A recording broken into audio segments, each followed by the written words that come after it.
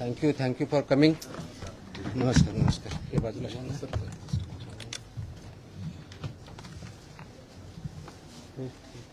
आपल्या फोडला बोलला तुम्ही बसा. थोडं पाठीमाग घेऊ का? थोडं पाठीमाग सरू का?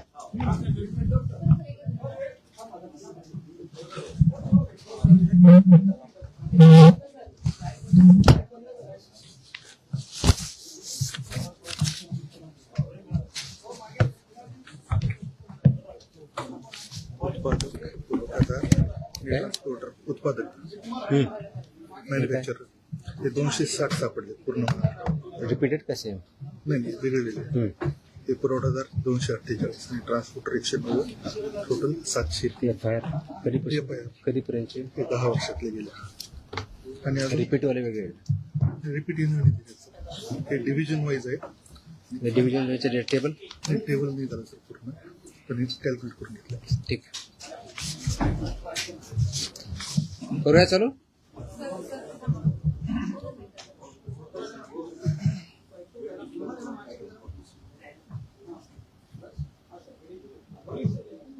Okay. Welcome to the press conference. आज मुद्दामून एक महत्त्वाच्या विषयासाठी आपल्याला इथं बोलवलं आहे. गेल्या अनेक वर्षापासून आपल्याला माहिती आहे की महाराष्ट्रामध्ये गुटखाबंदी केलेली आहे. आपल्या FSSAI ॲक्टच्या सेक्शन 30 अंतर्गत प्रतिबंधित जे फूड आयटम्स आहेत त्याच्यामध्ये गुटखा आणि तत्सम आयटम जे आपले आहेत त्याच्यावरती गुटखाबंदी केलेली आहे. त्याच्यावरती आपण अनेक वेळा कारवाई करतो, रेड्स करतो, फाईन करतो, FIR करतो. त्याच्यामधल्या प्रोव्हिजननुसार जेल पण होते, प्रॉसिक्युशन पण चालू आहेत. परंतु प्रोहिबिटेड आयटम असतानाही, फूड आयटम असतानाही महाराष्ट्रातल्या ऑलमोस्ट सगळ्या ठिकाणी हा गुटखा विकला जातो आणि कंझ्युम केला जातो. ही रियालिटी आपण बघतोय. मग याच्यावरती पर्याय काय? एन्फोर्समेंट तर चालू आहे, ते आपण आता जास्त स्ट्रिक्ट करत आहोत, तर ते चालूच राहील. परंतु याच्यावरती काही डेटरन्स असा क्रिएट करता येईल का की ज्याच्या माध्यमातून, कारण प्रोड्युसर तर इथं नाही आहेत प्रोहिबिटेड असल्यामुळं, ते बाहेरून आपण जे याच्यामध्ये इन्व्हॉल्व असणारे बिझनेसेस आहेत, बिझनेस पर्सन्स आहेत, ट्रान्सपोर्टर्स आहेत, रिटेलर्स, होलसेलर्स, सेलर्स, हे त्याच्यामध्ये इन्व्हॉल्व आहेत. त्या प्रकारचं एक रॅकेट आहे आणि ते जर उद्ध्वस्त करायचे तर आपल्याला खूप मोठ्या प्रमाणात स्ट्रॉंग स्टँड घेणं हे गरजेचं आहे. ह्या निष्कर्षापर्यंत शासन पोहोचलेलं आहे आणि म्हणून मध्ये बऱ्याच वेळेस याच्यावरती डिस्कशन पण झालं की काय केलं पाहिजे. आणि मी इथं जॉईन झाल्यानंतरही याच्यावरती आम्ही विचार केला काय करता येईल, कारण याच्यामध्ये this is a danger to public health आणि म्हणूनच तो आयटम प्रोहिबिट केलेला आहे. जर पब्लिक हेल्थला जर डेंजर असेल आणि तो आयटम प्रोहिबिट केलेला असेल तरीही त्याचा व्यापार होत असेल, तिथं ट्रान्सपोर्ट होत असेल, होलसेलर विकत असतील, सेलर विकत असतील आणि तो अवेलेबल होत असेल, तर त्याच्यावरती स्ट्रिंजेस्ट पॉसिबल ॲक्शन घेणं गरजेचं आहे. ह्या निष्कर्षापर्यंत पोहोचल्यामुळं आज दिनांक 12 जून रोजी मी मोका लावण्याचे आदेश पारित केलेले आहेत. So we have issued the order saying that MCOCA provisions will be, MCOCA कायदा, मकोका ज्याला आपण म्हणतो, Maharashtra control of organised crimes act 1999 हा आम्ही इन्व्होक केलेला आहे. ही माझी तिची ऑर्डर आहे इश्यू केलेली. आणि ह्या ऑर्डरच्या अनुषंगाने हा फक्त फूड सेफ्टी ॲक्ट 2006 चे कलम 3, 26, 27, 30, 38, 41, 42, 59, 63, 64 आणि 89 बरोबरच Maharashtra control of organised crimes act 99 चा sections 21D, 21E, 21F, 3, 4, 18, 21 and 23 read with code of criminal procedure 1973 किंवा भारतीय नागरिक संहिता सुरक्षा संहिता 2023 याच्या अनुषंगाने ही ऑर्डर मी आज पास केलेली आहे. एक मिनिट मला बोलू तर द्या, माझं पूर्ण होऊ दे, पूर्ण झाल्यानंतर विचारा ना प्रश्न. सो ही कारवाई करताना हे प्रोव्हिजन्स आहेत. त्याच्यामध्ये ऑथॉरिटी कोणती आहे, त्याचं रॅशनेल काय आहे, कोणत्या क्राईम्सला, कोणत्या ऑर्गनाइज क्राईम मधल्या जी 2(1)D ची डेफिनेशन सांगितलं त्याच्या क्राईम मध्ये हा क्राईम कसा बसतो, याच्या ऑथॉरिटी कोण कोण आहेत, ह्या सर्व आपण डिफाईन केलेल्या आहेत. आणि याच्या अनुषंगाने अल्टिमेटली आपण काही ऑर्डर्स, डिरेक्शन्स या माध्यमातून दिलेल्या आहेत. त्याच्यामध्ये ज्या ज्या ठिकाणी हे मोर दॅन वन्स एखाद्या ह्याच्यामध्ये ट्रेड करणारा व्यक्ती, संस्था, आस्थापना असेल त्यांच्याविरुद्ध कंपल्सरी मोका इन्व्होक करायचे ही ऑर्डर आहे. त्याचबरोबर सेक्शन 23 ऑफ मोकोका ची जी प्रोसेस दिलेली आहे ती प्रोसिजर कंपल्सरी पाळायची हे पण आपण याच्यामध्ये आदेश दिलेले आहेत. त्यानंतर persons and entities against whom MCOCA shall be invoked are manufacturers and producers of prohibited food products, number 1. Number 2, financiers funding their manufacture, procurement or distribution. Number 3, interstate and intrastate suppliers and commission agents. Number 4, transporters and vehicle operators, including agents who book or arrange transport. Number 5, godown operators, warehouse owners and store managers who knowingly store such products. 6th, wholesale dealers and distributors. 7th, sub-dealers and semi-wholesaler agents. 8th, retail sellers forming part of an identified organized network. And 9th, any other person who knowingly facilitates, abets, conceals or assists any of the above. त्या इतक्या जणांविरुद्ध मोकोका वापरायचे ह्याच्यामध्ये आदेश आपण केलेले आहेत. त्याचबरोबर प्रिझम्पशन ऑफ एलिजिबिलिटी जी आहे ते फक्त याच्यावरती नाही तर प्रिझम्पशन ऑफ एलिजिबिलिटी हे आपण ज्यावेळेस म्हणतो की any one or more of the following is present, ते स्ट्रॉंग प्रिझम्पशन फेवर करणारं मोकोकाला हे प्रोव्हिजन वापरायचं. आणि no officer shall refrain without recording specific return reasons approved by joint commissioner. रिजनचं जे असेल त्याच्यामध्ये की इंटरस्टेट सप्लाय चेन और मॅन्युफॅक्चर नेक्सस हे आपल्याला वरती न्यायचं प्रिझम्पशन ऑफ एलिजिबिलिटीसाठी वापरायचं. Clandestine godowns, fake labels, dummy firms और फॉर्ज्ड इनव्हॉइसेस याच्यासाठी सुद्धा हा वापरायचा आहे. Simultaneous seizures across multiple districts pointing to a common syndicate त्याच्यासाठी सुद्धा वापरायचं आहे. करप्शन ऑफ इन्फोर्समेंट ऑफिशियल्स और intimidation of informants of witnesses यासाठी आपण वापरणार आहोत. Seizure value exceeding ₹10 lakhs in a single action or ₹25 lakhs cumulatively from the same account or network, and financial flows indicating systematic profiteering including hawala or benami channels याच्या सुद्धा आपण ते escalate करण्यासाठी हे सुद्धा प्रोव्हिजन त्याच्यामध्ये आपण वापरणार आहोत. याची ओरिजिनल ड्युटी आहे ते आपण फूड सेफ्टी ऑफिसरवरती देणार आहोत.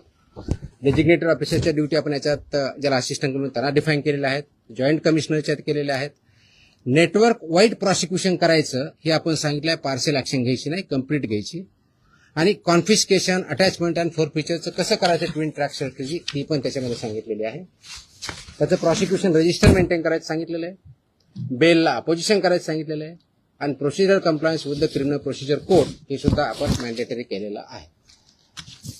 याचा सर्वांचा ऑब्जेक्टिव्ह जो आहे बेसिकली आपण मोका का वापरतोय, कारण हा स्ट्रिंजंट लॉ आहे, आय अंडरस्टँड, आणि त्याचं म्हणूनच खूप थॉट करून, विचार करून याच्यावरती कायद्याचे जे कलम आहेत, सेक्शन्स आहेत त्याचा अभ्यास करून this order is basically done to prosecute in the interest of food safety in violation but as an organized crime against public health.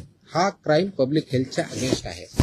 आणि आर्टिकल 47 ऑफ द कॉन्स्टिट्यूशन जे आहे ते स्टेटला मॅन्डेट करतं. That is where my order begins with. आणि तुम्हाला copy me देईलच, press note बरोबर ही copy पण असेल, so that you can go through that order.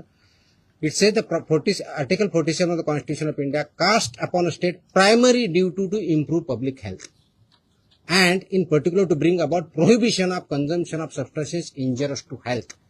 हे ऑलरेडी आपण प्रोहिबिट केलेलं आहे, त्याचं इम्प्लिमेंटेशन व्हावं, पब्लिक हेल्थ इम्प्रूव्ह व्हावं आणि पब्लिक हेल्थ जी इंडेंजर होते ते कंट्रोल करता यावं या दृष्टिकोनातून मकोका कायद्याचे प्रोव्हिजन हे प्रोहिबिटेड आयटम जे 32 म्हणजे फसाई ऍक्टच्या सेक्शन 32 अंतर्गत जे आपण प्रोहिबिट केलेले आयटम आहेत त्यांच्यावरती आजपासून म्हणजे अगोदरच लागू करू शकलो असतं, पण आज आपण ती ऑर्डर काढलेली आहे and it will B implemented completely across the state of Maharashtra. Sir, जो कायदा केंद्राचा पळवाट शोधली जाते दुकानामध्ये पान मसाल्याच्या पुड्या आणि सुकी पुडी जे आहे ते मिक्स केल्यानंतर गुटख्यासारखा पदार्थ तयार होतो. अशा पद्धतीने चालकीला कसं रोखलं जाणार, कारण तो स्पेसिफिकली गुटखा या टायटल खाली विकला जातो. याच्यामध्ये मिसलिडिंग ॲडव्हर्टाइजमेंट ऍक्ट आहे.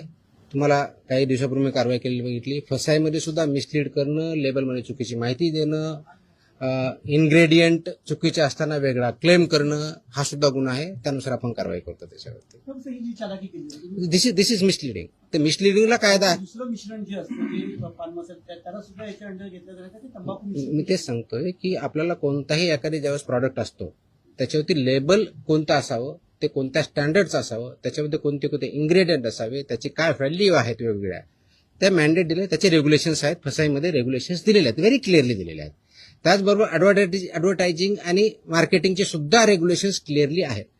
त्याचं व्हायोलेशन जिथं जिथं होतं त्या प्रोव्हिजनचा वापर आम्ही तिथं करणार आहोत. सर, याची जेव्हा कारवाई केली जाते तेव्हा लोकल पोलिसांची भूमिका खूप महत्वाची असते. स्पेशली बीट मार्शल आणि यांचा जो व्हिजिलन्स असतो तो अनेक वेळा नेक्सस तिकडे दिसून येतो अनेक पानटपऱ्यांवरती. ते कसं ब्रेक केलं जाणार, का आपल्याकडनं कडक कारवाईची तरतूद सगळ्यांकडून. त्याच्यामुळे तुम्ही जर आता मी वाचलं व्यवस्थित ऐकलं असतं तर त्याच्यामुळे तुमच्याकडनं प्रतिक्रिया त्याच्यावरती अपेक्षित. पोलीस आणि नेक्सस झाले की it's not about police or FDA किंवा food safety officers. It is the holistic. याच्यामध्ये कंझ्युम करणारा आहे तेवढा जबाबदार आहे, विकणारा आहे तेवढा जबाबदार आहे, इन्फोर्स न करणारा आहे तेवढा जबाबदार आहे. जो कोणी जबाबदार असेल आपण त्याच्यावरती कारवाई करणार आहोत आणि स्ट्रिक्ट करतोय. तुम्ही गेल्या काही दिवसामध्ये बघितलं असेल, हा ज्यावेळेस प्रोहिबिट केला त्यावेळेसचा उद्देश हाच होता की it's a danger to public health. आणि ते जर टाळायचं असेल, कारण याच्यामधून काय काय आजार होतात हे मी वेगळं सांगण्याची गरज नाही. It's documented, it's in the public domain. ते करण्यासाठी आपल्याला स्ट्रिंजंट ऍक्टचे प्रोव्हिजन आपण आज का इन्व्होक करतोय, कारण जेवढ्या इफेक्टिव्हली आपल्याला करायचं होतं तेवढं होऊ शकलं ना. हा डेटाच्या आधारे तुम्हाला मी डेटा सांगतो, म्हणजे जस्ट फॉर इन्फॉर्मेशन आपल्याला हा एक असेल की आतापर्यंत गेल्या 10 वर्षात ऑलमोस्ट आपण FIR किती केलेले आहेत महाराष्ट्रामध्ये. 32चा FSSAचा जो सेक्शन प्रोहिबिट केलेला आहे याच्यावरती. जे मॅन्युफॅक्चरर्स आहेत त्यांच्या विरुद्ध 260 मॅन्युफॅक्चरर्स FIR आहेत आपले. जे पुरवठादार आहेत सप्लायर्स ते 248 आहेत आणि पर्सन्स जे आहेत ते असे 190, असे 703 ट्रान्सपोर्ट कोणते हे ट्रान्सपोर्ट सॉरी ट्रान्सपोर्टर, म्हणजे उत्पादक 260, सप्लायर्स 248 आणि ट्रान्सपोर्टर्स 190, असे 703 FIR आहेत. सो FIR काय कमी केलेत अशातला भाग नाही. त्यांचं प्रॉसिक्युशन, त्यांची पुढची प्रोसेस आपण करतोय. पण आपल्याला अजूनही त्याच्यामध्ये कम्प्लीट याच्यामधून खरोखरच हद्दपात करण्याच्या दृष्टीने, कारण याच्यातून झाला नाही तर पुढची स्टेप आपण घेतोय आणि ती आज आपण घेतलेली आहे. Yes please. पदभार स्वीकारला एक मिनिट. गुटखा हा 2 नंबर धंदा आहे आणि याच्यामध्ये खूप मोठं अर्थकारण आहे आणि ज्याच्यामध्ये पोलीस प्रशासन सुद्धा मोठ्या प्रमाणात, खास करून बॉर्डरवरचे जे जिल्हे आहेत किंवा बॉर्डरवरचे जे पोलीस स्टेशन आहेत तर तिथून मोठ्या प्रमाणात गुटखा सप्लाय होतो. आता मी ज्या भागात धाराशिव जिल्ह्यामध्ये पोलीस स्टेशनच्या मोठ्या प्रमाणात पोलीस प्रशासन काही गाड्यात पकडतं, काही गाड्यात सोडतं, असे पण आपण मी जे सांगितलंय की दोज हु आर रिस्पॉन्सिबल त्यांच्यावरती आपण कारवाई करणार. कुणी असू द्या, म्हणजे माझे अधिकारी होऊ शकतात, इन्व्हॉल्व जर असतील तर दुसरे कुणी असू शकतात. त्याच्यामध्ये एड्स, अबेट हे शब्दप्रयोग आपण जे केलेले आहेत त्याच्यामध्ये त्यांचं इन्व्हॉल्वमेंट जर सिद्ध झालं तर आपण त्यांच्यावरती कारवाई. नाही FIR आतापर्यंत झालेले आहे, पण ते प्रूव्ह करण्यासाठी, you are not getting my point, ते प्रूव्ह करण्यासाठी लेट मी आन्सर दॅट. ते प्रूव्ह करण्यासाठी आपल्याला ते डॉक्युमेंटरी एव्हिडन्स लागतील, आपल्याला एव्हिडन्सेस लागतील. असे आपल्याकडे सापडले तर डेफिनेटली आपण कारवाई करू. Let me complete. याच्यामध्ये आमचे काही अधिकारी इन्व्हॉल्व आहेत असं खूप अलिगेशन होतात, कंप्लेन येतात, आम्ही त्या व्हेरीफाय करतो. पुढच्या काही दिवसामध्ये असे काही अधिकाऱ्यांचं इन्व्हॉल्वमेंट आहे किंवा नाही याच्याबद्दलचे इन्व्हेस्टिगेशन आमच्याकडे सध्या चालू आहेत. त्याच्यातून जे रिझल्ट येतील ते आपल्यापर्यंत येतीलच. सर, आपण पदभार स्वीकारल्यापासून अनेक कारवाई केलेल्या आहेत. आतापर्यंत जेवढ्या कारवाई झाल्या साधारणपणे किती कारवाई झाल्या, किती? तो डेटा मी प्रेसमध्ये दिलेला आहे ना. नाही, मी डेटा मी प्रेसमध्ये दिलेला आहे. टीव्हीला त्या बाईट स्वरूपात नाही, माझ्या टोटल आता काही कारवाई केल्या खूप केल्यात. दररोज मी प्रेस देतोय. झालेली अटक आणि किती आहे गुन्हे दाखल झाले. देतो. Yes please. प्रोहिबिटेडची एका वेळेस एक मिनिट. I answer every question. Let me I come to. हा,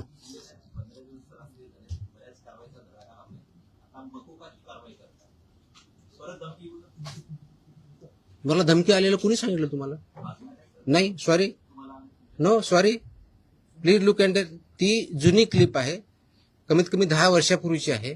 लुक ॲट द क्लिप. आताची क्लिप नाही याची ती. दॅट वॉज नाही मला नाही आलेली that clip. If I remember correctly, मला आठवत नाहीये, इफ आय रिमेंबर करेक्टली बहुतेक ती पुण्यातली क्लिप आहे. फेनावाजीन पीएमपीएम आहे. चेकआउट तुम्ही बघा, ते क्लिप आताची नाही. मला कोणतरी पाठवली, मला कोणतरी विचारलं, मला अशी धमकी नाही आलेली. येतो मी त्यांना. Let us focus on this. There are so many issues. Let us focus on this. Please. थोडं. I'll answer on this one. 2 दिवसापूर्वी संभाजीनगरमध्ये एफडीएच्या पथकावर दगड फेकला आणि अधिकाऱ्यांना स्कॉर्पिओ गाडी त्यांच्या अंगावर घालण्याचा प्रयत्न केला. त्यांच्यावर पण मोकोका अंतर्गत कारवाई होती. आता हे जे मी exactly that's what I am saying. कारण मोकोका क्लॉज वापरण्यासाठी ज्या काही प्री कंडिशन्स आहेत त्या फुलफिल झाल्या डेफिनेटली करणार आम्ही. कारण त्याला एका गुन्ह्यासाठी होत नाही. It has to be more than 1 offence in last 10 years. त्यांच्यावर जर झालेला असेल तर डेफिनेटली आम्ही करू. कारण त्याचं कंडिशन फुलफिल करायला पाहिजे. अदरवाईज आमचे FSSAचे ऍक्ट, BNS ऍक्ट आम्ही ते वापरतोच आहोत. आज ती जे हल्ला झाला त्याच्यावरती इमिजिएटली शिफ्ट कारवाई पण झाली. 7 का 8 लोक त्याच्यामध्ये अरेस्ट पण झाले immediately. I spoke on with DGP also. DGPने सुद्धा इमिजिएटली त्याच्यावरती रजिस्ट्रेशन म्हणून कारवाई केली. अँड अशा प्रकारचे हल्ले आम्ही भिणार नाही. Very clearly will protect our officers आणि those who take law into their hands will show force of the law. एक मिनिट. येस नाही, बाजूला तुमच्या. बताऊंगा. मेरी हिंदी इतनी अच्छी है ही नहीं, जितनी भी टूटी फूटी है उसमें बात करूंगा. बोलूंगा. एक मिनिट. तुम्हाला उत्तर दिलं ना मी. आपण एकदा मराठी पूर्ण करून घेऊया, मग आपण अरे थांबा ना तुम्ही. मी इथंच आहे, मी कुठे पळून नाही चाललो. सिस्टमॅटिक होईल. भिवंडीमध्ये जे आहे ते नकली व्यक्ती अधिकाऱ्यांना अटक करण्यात आलेली आहे. त्यामुळे कशा पद्धतीने जर एखाद्या वेळेस आपण ज्यावेळी धाडी टाकतो, आय कार्ड असतं ऑफिसरकडे. Simple. My officers wear I card. Very clearly they show the I card. या प्रतिबंधित माल जो आहे तो बऱ्याचदा गुजरात सारख्या राज्यातून मुंबईत येतो. खास करून गुटखा असेल किंवा बऱ्याचदा भेसळयुक्त खावा देखील गुजरातवरून मुंबईमध्ये येतो. वाहतूक व्यवस्था करणाऱ्या अनेक लक्झरी बसेस असतात, टुरिस्ट गाड्या असतात किंवा ट्रक. यासाठी RTOची काही मदत वगैरे घेणार? मी आता वाचताना वाटलं इन्क्लुडिंग ट्रान्सपोर्टर्स. RTOची मदत घेणार? सगळ्या एजन्सी एकत्र काम करत असतात. त्याच्यामध्ये सगळ्याच एजन्सी काम करतात. आपण याच्यामध्ये मकोका लावताना किंवा हे करताना इव्हन आताचे जे FIR होत आहेत त्याच्यामध्ये आपण फक्त विकणाऱ्याला करत नाही, त्याचा ट्रान्सपोर्टरला पार्टी करतोय, त्याचा डिस्ट्रीब्युटरला पार्टी करतोय, तुमच्या ओनरला. मी तुम्हाला लिस्ट पण दिली. तर इथून पुढचे आता आल्यापासून FIRचे हे it will be right from manufacturer to seller. आताही होत आहेत, अजून जास्त स्ट्रिंजंटली होतील. So they are responsible. कायद्यामध्येच व्हेरी क्लिअरली त्याचे मेन्शन आहे, कुठेही डाऊट नाही त्याच्याबद्दल. याच्या बाहेर नका विचारू. जो आपला विषय चालला तेवढाच विचार. नाही, संबंधित नाही, आजच्या विषयाशी संबंधित. तुकाराम मुंडे साहेब ज्या विभागाचा पदभार ग्रहण करतात तो विभाग नेहमी चर्चेत येतो, असं का होतं? त्याचं उत्तर तुम्ही द्या, मी कसं देणार आहे? आय मीन तो काय होतो तर you are better. No, I cannot answer this. Simple. कारण काय येतो, लोक चर्चा का करतात, तुम्ही जास्त का पब्लिश करतात, का कुणी काय करतं, ह्याचं उत्तर मी नाही देऊ शकत. You have to analyse. त्याचं उत्तर मी कसं देऊ शकणार? सोशल मीडियावरती तुम्ही विचारल्यानंतर प्रचंड लोकांचा पाठिंबा we are diverting. Let us not divert. No. So हे जे विषय त्याच्यावरती आपण बोलू, बाकीचे विषय नाही. हा नाही, याच्या अगोदर फक्त हा डेटा प्रोहिबिटेड ना, प्रतिबंध. आता तुम्ही जो विचारला होता प्रश्न की मी 25 मे ते 11 जून या काळामध्ये प्रोहिबिटेडच्या बाबतीत म्हणजे प्रतिबंधित आयटमच्या बाबतीतला सांगतोय, बाकीच्या नाही सांगत आहे, कारण हा प्रोहिबिटेडचा विषय आहे. म्हणून तपासणी केलेल्या आस्थापना म्हणजे प्रोहिबिटेडच्या बाबतीत त्या 354 आहे, 354. बाकीचे असेल ना आपल्याकडे पुढचे केलेले ती पण असेल ना, तो पण मागवा ना. आणि ड्रगचे असेल तर ड्रगचं पण मागवा. त्याच्यामध्ये नाही सॉरी, प्रतिबंधित पदार्थ आढळलेल्या आस्थापनाची संख्या 344 सापडली आपल्याला. तपासणी 354 केली, 344 मध्ये फाइंड आउट झालं. जप्त साठ्याची किंमत ह्या 344 मध्ये एक किती रुपये 3,27,24,629 rupees. 3,27,24,629 rupees. FIRs 235. Arrested people 350. Seal establishment of this 344 are 274. Seized vehicles are 26, and the price of that vehicle is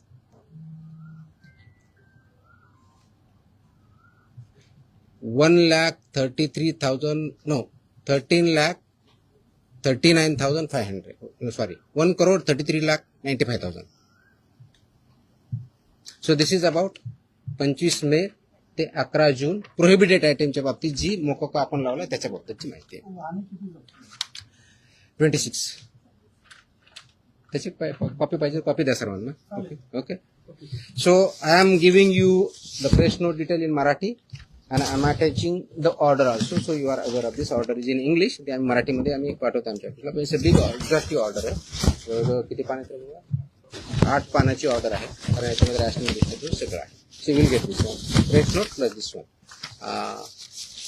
हिंदीमध्ये माझी हिंदी चांगली नाही होत एवढी यार.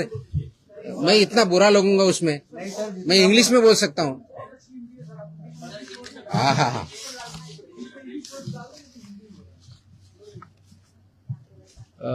आप सब जानते हैं कि महाराष्ट्र में FSI एक्ट के तहत सेक्शन 30 के अंदर प्रोहिबिटेड आइटम्स है. जैसे कि गुटखा, पान मसाला, इसमें एक आइटम से प्रोहिबिटेड है. इसका मतलब ये होता है कि ये प्रोडक्ट, फूड प्रोडक्ट जो है प्रोहिबिटेड, वो महाराष्ट्र में मैन्युफैक्चर नहीं हो सकता है, ट्रांसपोर्ट नहीं हो सकता है, स्टोर नहीं हो सकता है, सेल नहीं हो सकता है. फिर भी बहुत कार्रवाई करने के बावजूद इसका सेलिंग और अवेलेबिलिटी महाराष्ट्र में कई जगहों पे पाया जाता है. इसीलिए गवर्नमेंट शासन ने ये डिस्कशन कर रही थी इस पे क्या किया जाए, कौन सा स्ट्रिंजेंट एक्ट या क्लॉज या कार्रवाई की जाए जिसकी वजह से ये एक्चुअली प्रोहिबिट होगा, क्योंकि ये this is a endanger to public health के लिए हानिकारक है. इससे पब्लिक हेल्थ इंडेंजर होती है. ये नॉलेज पब्लिक डोमेन में है. तो इसके तहत आज हमने मोकोका एक्ट जो है महाराष्ट्र का, Maharashtra control of organize crime act 1999, ये इसमें इन्वोक करने का निर्णय लिया है, लागू किया है कि जो ये बिजनेस में मैन्युफैक्चरिंग करते हैं, ट्रांसपोर्ट करते हैं, सेल करते हैं, डीलर्स है, सेमी डीलर्स है, ये सबको ये प्रोविजन के अंदर अभी कार्रवाई की जाएगी. उसकी जो प्रोसीजर दी है सेक्शन 23 के अंदर मोकोका के, वो फॉलो करके ये मैंडेटरी किया गया है कि जो मोकोका के प्रोविजंस के में लायबल है वो मैंडेटरी हमारे ऑफिसर एफआईआर करते समय मोकोका का प्रोविजन एक्ट इन्वोक करेंगे और उनको पनिशमेंट करेंगे. इसका ऑब्जेक्टिव है, उद्देश्य है कि पब्लिक हेल्थ जो इंडेंजर हुई है इसकी वजह से उसको पूरा तरह से रोका जाए. और वो जो हमने प्रोहिबिशन किया है आइटम्स में, उसका अवेलेबिलिटी महाराष्ट्र में कहीं न हो और लोग उसको न खाए, जिसकी वजह से उनकी हेल्थ अच्छी रहेगी, उनका हेल्थ अच्छे रहने की वजह से उनका प्रोडक्टिविटी अच्छी रहेगी और जो ह्यूमन डेवलपमेंट है, ह्यूमन ग्रोथ है, उसको भी अच्छी तरह से हो जाएगा. इसीलिए ये प्रोविजन आज हमने इन्वोक किया है. इसका ऑर्डर हमने आज as a commissioner food safety Maharashtra बोल के इश्यू किया है और ये लागू हो रहा है और ये सब स्ट्रिक्टली आगे इम्प्लीमेंट होगा. अब तक का लास्ट 10 साल में जो मैन्युफैक्चरर्स है उनके खिलाफ 260 एफआईआर हुए हैं, जो सप्लायर्स है 248 एफआईआर हुए हैं, जो ट्रांसपोर्टर्स है 190, ऐसी 703 एफआईआर भी हो चुके हैं. इसका डेटा हमने मांगा है, उसका एनालिसिस भी चल रहा है. तो मेरी ये सुझाव है, वार्निंग है, those who are involved in this business, इधर मैन्युफैक्चरर और ट्रांसपोर्टर्स और सेलर्स और डीलर्स और सेमी डीलर्स, ये महाराष्ट्र में आप काम बंद कीजिए, नहीं तो ये कानून के हिसाब आपको कड़ी से कड़ी आपको सजा इसमें पता है वो दिया है, इसी शासन सजा देंगे, प्रोसिक्यूट करेंगे और हम महाराष्ट्र जो प्रोहिबिटेड आइटम है उसमें नहीं मिलने देंगे. ये जो हमने बताया कि इसमें कौन कौन आता है, तो इसमें मैन्युफैक्चरर आएंगे, manufacturer end producers of prohibited items, financiers funding जो करते हैं मैन्युफैक्चर के लिए या प्रोक्यूरमेंट के लिए या डिस्ट्रीब्यूशन के लिए, वो भी आएंगे। इंटरस्टेट और इंट्रास्टेट सप्लायर्स जो है वो भी इसमें आएंगे, कमीशन एजेंट्स भी इसमें आएंगे, ट्रांसपोर्टर्स आएंगे, व्हीकल ऑपरेटर्स आएंगे, इंक्लूडिंग एजेंट्स हु बुक और अरेंज फॉर ट्रांसपोर्ट, वो भी आएंगे। गोडाउन ऑपरेटर्स आएंगे, वेयरहाउस ओनर्स आएंगे and store managers who knowingly store such products, वो भी आएंगे। होलसेल डीलर्स एंड डिस्ट्रीब्यूटर्स भी आएंगे, sub dealers and semi wholesalers भी आएंगे, एजेंट्स भी आएंगे, retail sellers forming part of an identified organize network भी आएंगे, और एनी अदर पर्सन नोइंगली, जानबूझ के उसको अबेट करता है, इंफॉर्मेशन कंसील करता है या असिस्ट करता है, ये सब के खिलाफ लगेगा। सेलर है,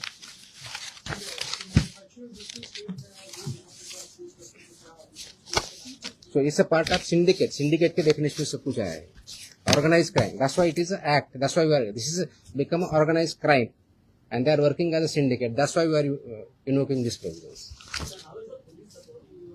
They are supporting. They are supporting.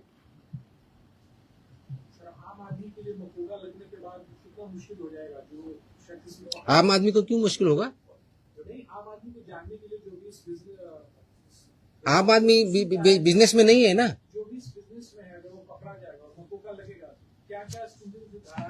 ये तो आप मोकाके में क्लियरली है ना, लाइफ इम्प्रिजनमेंट प्रोविजन आहे ना। किती सजा आहे त्याची? किती वर्ष ते काढा जरा प्रोविजन। ऑफकोर्स दे प्रोसिक्यूट होंगे, कोर्ट में केस चलेगा। हाँ ऑफकोर्स सबको बेल अपोज कर हमने बता ही दिया ना कितना है।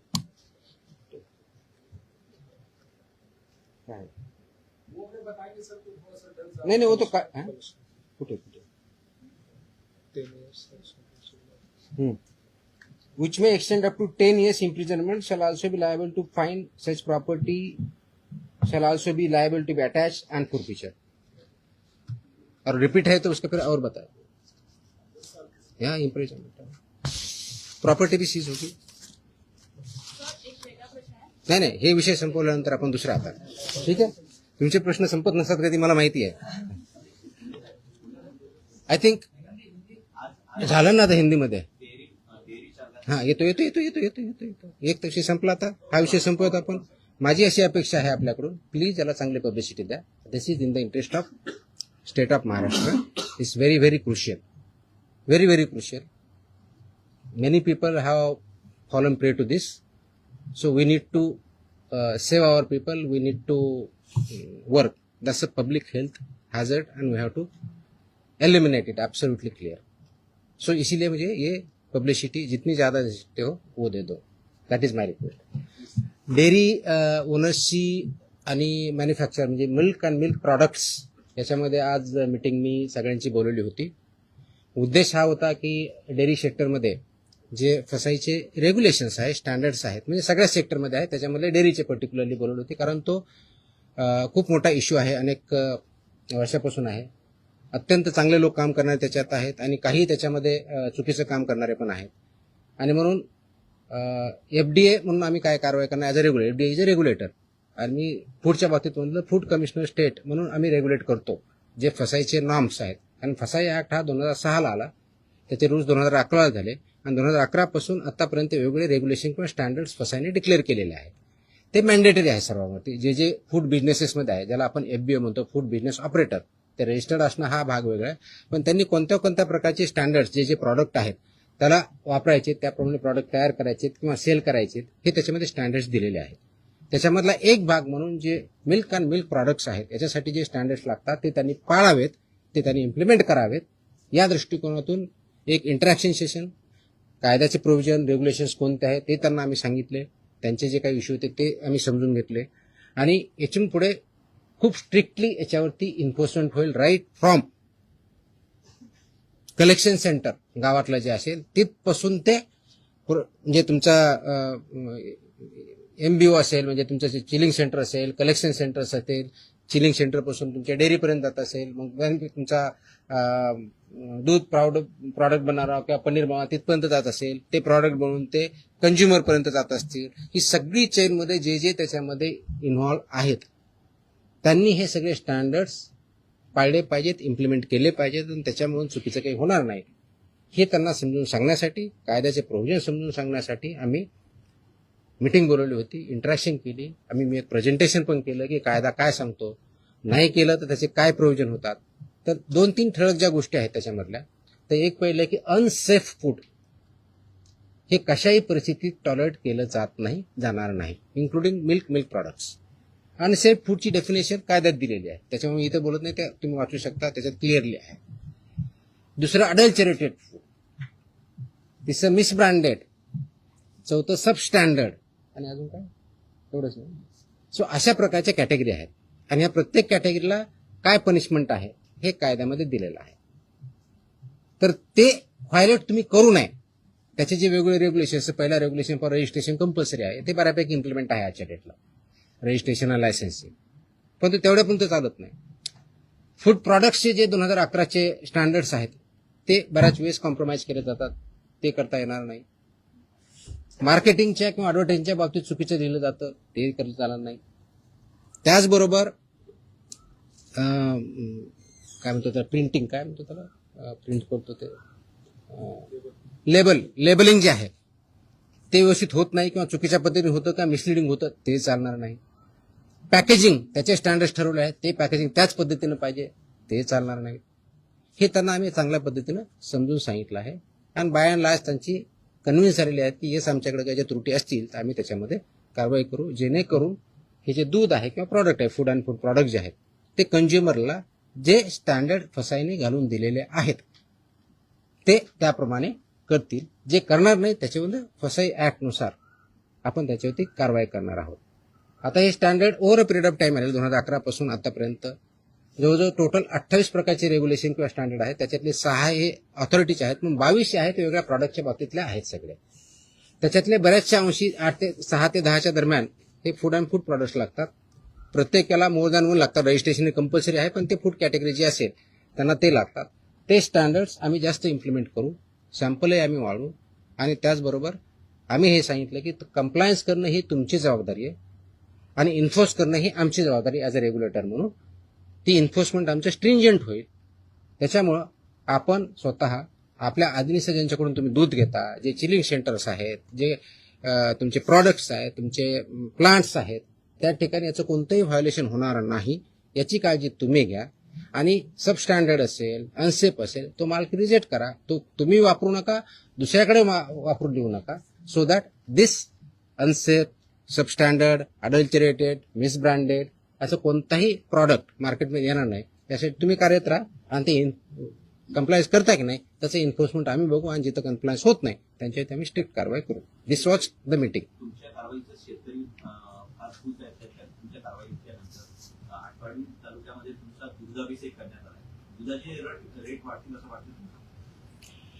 रेट माझ्या हातात नाही आहेत. वाढवणं हा इज अ फ्री मार्केट, त्याच्यामुळे दुधाचा किती रेट असावं ते डिमांड सप्लायवरती ठरलं जाईल. पण आपण अडल्चरेशन बंद करू शकलो, आपण सबस्टँडर्ड दूध बंद करू शकलो, प्रॉडक्ट्स बंद करू शकलो, तर ऑफकोर्स प्युअर दुधाला डिमांड वाढेल. ऑफकोर्स मार्केट फोर्सेसनुसार त्याचे जे काही परिणाम होते ते होते. आतापर्यंत ज्या कारवाया झाल्या, अनेक जप्त केलेला माल आहे तो टेस्टिंगसाठी पाठवण्यात आलेला आहे. किती अहवाल येणे बाकी आहे? आता खास करून दूध किंवा दुग्धजन्य पदार्थ यांचे लवकर नाशवंत होतात, त्याची आम्ही काळजी घेत आहोत. त्याचे जे पिरियड दिलेला आहे, ड्रगच्या बाबतीत 60 दिवसाचा असतो, फूडच्या बाबतीत 14 दिवसाचा असतो, त्या वेळेतच येथील आम्ही इन्श्युअर करतोय. त्याची सुद्धा मी आढावा घेतलेला आहे. आपल्याकडं 3 ठिकाणी आपल्या स्वतःच्या लॅब आहे. पुण्याला आपली हेल्थ डिपार्टमेंटची ऑलरेडी लॅब आहे, प्लस मुंबईमध्ये BMCची लॅब आहे, प्लस गव्हर्नमेंट ऑफ इंडियाच्या फसाच्या PPP वरती लॅब आहेत. त्याच्यामुळे आपण ते सॅम्पल वेळेत कसे होतील याची आपण काळजी घेत आहोत. मनुष्यबळा संदर्भात देखील मागे एकदा भरपूर एकाच दिवशी सगळं तुम्हाला परत प्रश्न यायचं नाही का असं सांगा, मी सांगू शकतो. नाही, रोज तर नाही शक्य, पण इन बिटवीन आपण भेटत जाऊ. 100 नहीं इसमें मुकदमा वो प्रोहिबिटेड आइटम के लिए है. ये जो पहले जो मुकदमे दर्ज किए गए हैं, विल एज आई टेल ना, इसमें रिपीट ऑफेंसेस कितने क्या है हम देखेंगे. अच्छा, will examine everything. We have collected data, we have started overcome that. ये एक दिन का ऑर्डर नहीं है. It has lot of thought has gone into it. जो कंडीशन में अगर फुलफिल करता है डेफिनेटली, इसलिए मैंने मैंडेटरी किया है ना उसको. या सरकारी रुग्णालयांना पुण्यातील आणि पिंपरी चिंचवड मधील रुग्णालयांना हिंदुस्तान अँटीबायोटिक्स कंपनीमधून औषध निर्मिती थांबवण्याचा निर्णय आपल्या विभागाने घेतला आणि औषध निर्मितीमध्ये त्रुटी आढळल्याने हॉस्पिटल औषध निर्मिती. हॉस्पिटलमध्ये जे इंजेक्शन आणि सलाईन पुरवठा करतात ना हां, त्या पुण्यातील आणि पिंपरी चिंचवड मधील हिंदुस्तान अँटीबायोटिक कंपनीमध्ये औषध निर्मिती थांबवण्याचा निर्णय घेतला होता असा यांनी बजावला. म्हणजे कुणी? आपल्या विभागाने कुठे एक कॉपी होती. प्रश्न आला मला. नाही तुम्ही प्रश्न असा अझम्पशनवर प्रश्न नका ना विचारू. कंपनीने, असा अझम्पशन प्रश्न नका विचारू. तुमचा काय फॅक्ट्स काय ते सांगा. मग अशा आदेश बाजूला असा प्रश्न आला तर कुणी आदेश बरोबर हे तर पाहिजे माहित पाहिजे. औषध निर्मितीमध्ये त्रुटी आढळल्याने शोकॉज नोटीस बजावण्यात आली. प्लीज थोडंसं तुम्हाला समजून सांगतो. कंटेक्स्ट मध्ये मी त्या स्पेसिफिक केसबद्दल बोलत नाही, कारण तुम्ही स्पेसिफिक प्रश्न विचारत नाही. मी तुम्हाला जनरल सांगतो. काय असतं की मार्केटमध्ये जे आपले ड्रग्ज असतात म्हणजे मेडिसिन्स असतात, त्यांचं आम्ही चेकिंग करत असतो. चेकिंग करताना परत सबस्टँडर्ड, अडल्चरेटेड आणि याच्यामध्ये ड्रगमध्ये एक कॅटेगरी आहे स्प्युरियस किंवा मिसब्रँडेड, या प्रकारचे आढळले तर त्याला पनिशमेंट ड्रग्ज अँड कंट्रोल ऍक्टनुसार आम्ही करतो.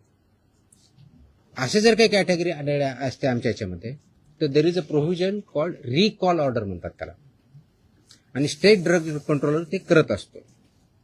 ती प्रोसेस आम्ही चालू केलेली आहे. म्हणजे आम्ही कुठं आम्हाला कंप्लेंट आले, मी व्हेरीफाय केलं, आम्हाला वाटलं, आम्ही सॅम्पल घेतले, त्याच्यातून आम्हाला ह्या 4 कॅटेगरीपैकी जी कोणती आलेली आहे तर तो प्रॉडक्ट मार्केटमधून, फक्त हॉस्पिटलमधून नव्हे, मार्केटमधून आम्ही रिकॉल करतो. त्या कंपनीला सांगतो आणि त्याची मी पब्लिसिटी पण करतो. तर तशा प्रकारच्या ऑर्डर आम्ही ज्या केसेसमध्ये आम्ही ते recall order drug control, state drug controller who sitting here, म्हणजे इथं जे आपण जॉईंट कमिशनर ड्रग HQ म्हणतो, he is a state drug controller, तर त्यांच्या मार्फत इश्यू करतो आणि ते कंप्लाय करतो. पर्पज असा असतो त्याच्या पाठीमागचं की जर हे चुकीचं आहे तर ते कंझ्युम होऊ नये, म्हणून ते रिकॉल ऑर्डर असते. आणि बाकीचे प्रोव्हिजन ज्याप्रमाणे FIR करून किंवा जे काय प्रॉसिक्युशन करायचे त्या कंपनीवर आम्ही करत असतो. तर अशा आमच्या पुण्यातले जे एक आम्ही हे केलेलं आहे, कोणते ते हां, पुण्यामध्ये शेड्यूल H मधले औषधे जप्त केले होते 11.19 लाखाचे. That is Cipla company. तर त्याची आमची तिथल्या लोकलनी केली, पण इथून आमची ऑर्डर अजून 1-2 दिवसामध्ये रिकॉलची जाईल. त्याच्यामुळे ते प्रॉडक्ट जे असतील ते पूर्ण मार्केटमधून पूर्ण अक्रॉस कुठे असू द्या, इंडियामधले कुठे असू द्या, ते रिकॉल होतील. तसेच बाकीच्याही गोष्टीवर आम्ही कारवाई केली. That is the provision you should understand. हे रिकॉल ऑर्डर असते. It's a standard procedure as per the drug control act 1940 आणि त्याच्या अंतर्गत 1945 ची स्टँडर्ड प्रोसिजर आहे. वी आर फॉलोइंग इट ना. कदाचित अगोदर होत नव्हती, नाही माहीत, मला माहीत नाही, but will follow it so that public हेल्थला त्याच्यातून डेंजर राहणार नाही. आणि ऑफकोर्स ज्यांनी प्रोड्यूस केलेलं आहे, जे सेल करतात, त्यांच्यावरती नियमानुसार आपले कारवाई. ओके, बिफोर यू फॉरगेट एक लास्ट अजून एक आदेश मी आज पारित केलेला आहे. हा आदेश आहे ड्रग्ज, म्हणजे माझ्याकडे 2 सेक्शन, एक फूड आहे आणि एक ड्रग आहे. हा आदेश आहे की बऱ्याच ठिकाणी आमच्याकडे कंप्लेन येतात, माहिती भेटते की हॉस्पिटलमध्ये कुणी पेशंट ॲडमिट जर असेल आणि त्याला जे काही औषधी लागत असतील तर ते त्यांच्याच फार्मसीमधून घ्यायचे, अशा काही कंप्लेंट असतात आमच्याकडे. By law they cannot force any hospital तिथूनच घ्यायचं मॅन्डेट नाही आहे. त्याचे आदेश आम्ही जारी केलेले आहेत. आदेश त्याची पाहिजे तर कॉपी आम्ही प्रेस कदाचित उद्या दिली का तयार, पण माहितीसाठी म्हणून देतोय की ऑलरेडी केले की असं त्यांना करता येत नाही. कोणत्याही पेशंटला जर बाहेरून आणायचं हा त्यांचा चॉईस आहे. यू कॅनॉट फोर्स एनीबडी की तुमच्याच फार्मसीमधून किंवा ह्याच फार्मसीमधून किंवा त्याच फार्मसीमधून घ्या, हे तुम्ही पेशंटला फोर्स करू शकत नाही. हे आम्ही सगळ्यांना ऑर्डर काढलेली आहे आणि इट विल बी इन्फोर्स्ड, कारण तो सिटिझन्सचा किंवा पेशंटचा राईट आहे कुठून परचेस करायचा. त्यांना तुम्हाला प्रिस्क्रिप्शन द्यावं लागेल. प्रिस्क्रिप्शन दिल्यानंतर त्यांना जिथून आणायचे तिथून आणतील. त्याच्यामुळे यू कॅनॉट फोर्स की तुमच्याच फार्मसीमध्ये घ्यावा. तो पण आदेश आज आम्ही पारित केलेला आहे. जर डॉक्टरने लिहून दिलं प्रिस्क्रिप्शन, तो त्याच्यात जो प्रिस्क्रिप्शन किंवा पुढे जे काही लिहून देईल ते फक्त त्याच्याच मेडिकलमध्ये अवेलेबल असतं, जर दुसरीकडे घ्यायला गेला तर तिथं उपलब्ध नसतं. असं का बरं होईल? हो, सर आहे. हो सर आहे. मला तरी अनुभव आहे. बँड्रामधले डॉक्टर म्हणजे मेडिसिन फक्त त्याच्या हॉस्पिटलसाठी. Hold on. ऐकून घ्या. ते मेडिसिन फक्त त्याच्या हॉस्पिटलसाठी बनवलं आहे का? त्याच्यात मेडिकल सांग. त्याच्यामध्ये स्टँडर्ड ज्या ऍडवायझरीज आहेत त्या ऍडवायझरी अशा आहेत की त्यासाठी जेनरिक ऑप्शन काय हे पण देऊ शकतात, ते मागू शकता पेशंट. अशा स्पेसिफिक आले तर आम्ही कारवाई करू. मला स्पेसिफिक लागले, जनरल नको. आम्ही कारवाई करो. There is a law. मैं है नहीं बोल रहा, मैं क्वेश्चन नहीं कर रहा हूँ. अगर ऐसे हमारे पास स्पेसिफिक कंप्लेन आते हैं हम कार्रवाई करेंगे ना. तर कसं ते कंटेंट पेक्षा ते ब्रँड नेम देतात, त्यामुळे लोक ब्रँड नेम वरती जातात आणि कंटेंट हा खूप मोठा विषय आहे. प्रिस्क्रिप्शन कसं लिहावं, कुठं लिहावं, कोणतं द्यावं, आता त्याच्यात मी जाणार नाही की तो माझा डोमेन नाही आहे. माझा ड्रगच्या बाबतीतला जो इश्यू आहे, अशा प्रकारच्या कंप्लेंट जर आमच्याकडे आल्या तर will definitely investigation look into it. Okay, I think I have satisfied everybody. आणि मकोकाला जरा वाईट पब्लिसिटी आहे. येस, हे अगोदर नाही सांगायचं का? अरे नाही, आता नाही, बाकीचे सगळ्यांना नाही, प्रिंटमध्ये द्या. It is required and it is essential also. Okay, चलो, थँक्यू. सर पीएम मध्ये ट्रेडमार्क तुकाराम म्हणतात. गप्पा नको मारा.